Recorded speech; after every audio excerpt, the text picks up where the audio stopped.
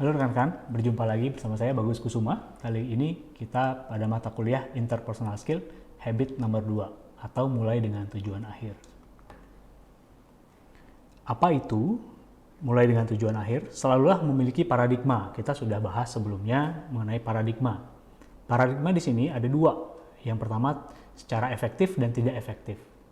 Sebagai contoh misalnya paradigma yang efektif akan selalu membuat hidup menjadi lebih terencana. Sedangkan yang tidak efektif selalu akan menjadi hidup yang apa adanya.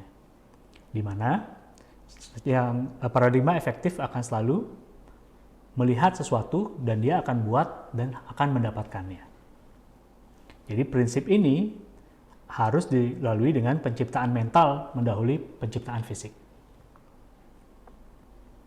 Nah, sebagai yang kita lihat di sini, perilaku itu membayangkan hasil yang akan diperoleh sebelum bertindak. Kemudian menciptakan dan menjalani hidup sesuai dengan pernyataan misi pribadi. Maka hasilnya akan didapatkan definisi yang jelas akan hasil yang diinginkan. Jadi kita membayangkan akan mendapatkan sesuatu dulu dan kita berusaha untuk mendapatkannya, maka niscaya kita akan mendapatkannya. Kemudian kriteria untuk menentukan apa yang penting atau tidak penting itu akan dibahas pada habit berikutnya. Nah, penciptaan mental selalu mendahului penciptaan fisik. Jadi segala sesuatu dikatakan oleh Stephen R. Covey diciptakan dua kali. Pertama, dalam bentuk ciptaan mental atau rencana, dan yang kedua barulah penciptaan fisik atau kerjanya. Sebagai contoh seperti ini. Yang pertama, yaitu penciptaan mental, sebuah agenda dan tujuan yang jelas akan sebuah rapat. Kemudian penciptaan fisiknya maka akan tercipta rapat yang produktif. Kemudian ketika seorang ingin membuat sebuah gedung, maka dia akan pertama-tama membuat sebuah cetak biru arsitekturnya, atau biasa kita sebut sebagai blueprint, rancangan bangun. Nah, kemudian penciptaan fisiknya barulah mereka membuat gedungnya. Coba kita bayangkan, seandainya orang itu membuat gedung tanpa cetak biru. Bisa jadi gedung itu sudah berdiri dengan megah, tapi tidak ada jendelanya sama sekali, atau tidak ada jalur evakuasi. Nah, itu bisa gawat kan? Jadi semuanya harus dirancang, direncanakan dalam cetak biru, baru kemudian dibangun.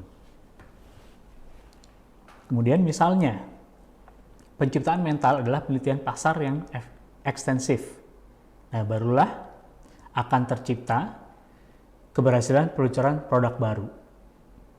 Misalnya juga untuk pribadi kita harus punya pernyataan misi pribadi atau visi pribadi. Nah, barulah kita bisa mengejar kehidupan yang penuh dengan kontribusi dan kepuasan. Sebagai contoh di sini adalah personal leadership. Jadi kita harus bisa mengejar mimpi kita secara efektif dan kita harus bisa memiliki visi pribadi. Tapi jangan lupa, kita bisa memimpin diri kita karena didasari oleh tujuan hidupnya. Tetapi jangan pernah kita membandingkan visi kita dengan visi orang lain. Bisa jadi visinya itu mirip, tetapi perjalanan yang ditempuh itu bisa sangat berbeda. Nah, kita harus punya motivasi dan komitmen untuk mencapai tujuan kita sendiri. Seperti yang disampaikan oleh penulis The Seven Habits, yaitu Stephen R. Covey.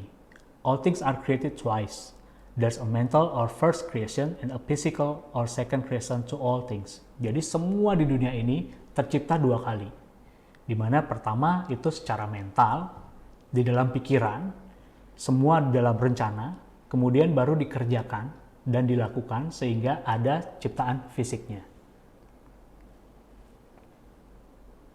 Nah, sekarang kita bahas yang lain, masalah penciptaan fisik. Semua orang itu berimajinasi, bermimpi, memiliki visi. Sebagai contoh misalnya saat dulu kita kecil pasti selalu tanya, cita-citanya apa sih gitu. Pasti yang paling besar adalah jadi presiden gitu kan. Nah, kemudian pasti jadi dokter, kemudian jadi pilot. Nah, tapi apakah ada di antara kita yang berhasil dengan cita-cita itu? Belum tentu. Kenapa? Karena bisa jadi kita gagal menciptakan hal yang pertama, yaitu dalam first creation-nya, di mana kita gagal memikirkan itu, memiliki visi tersebut, sehingga hasilnya tidak sesuai dengan apa yang kita cita-citakan atau kita inginkan. Jadi, kita harus memeriksa ulang penciptaan pertama. Jadi, apa yang harus kita lakukan? Kita coba reka ulang lagi visi kita, tujuan kita, apakah sudah betul?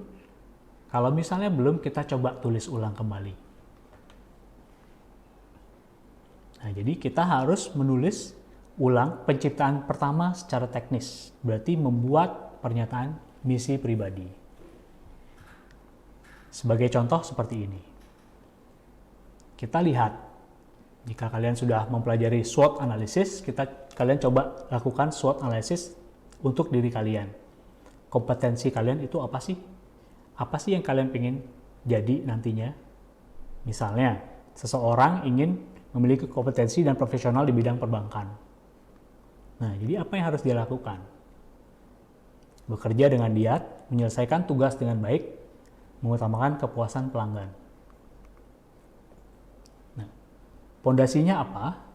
Adalah kerja keras dan jujur.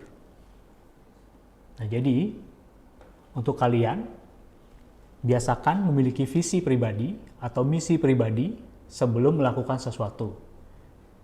Jadi misalnya, tujuan untuk berkuliah itu apa? Jadi kejar itu, tuliskan. Kalau saya pribadi, misalnya saya selalu punya vision board. Saya punya sebuah kertas yang besar, saya isi gambar-gambar. Nah, kalian bisa search di Google apa itu vision board. Oke, kira-kira sekian untuk materi interpersonal skill habit nomor 2. Sampai berjumpa di materi selanjutnya. Terima kasih.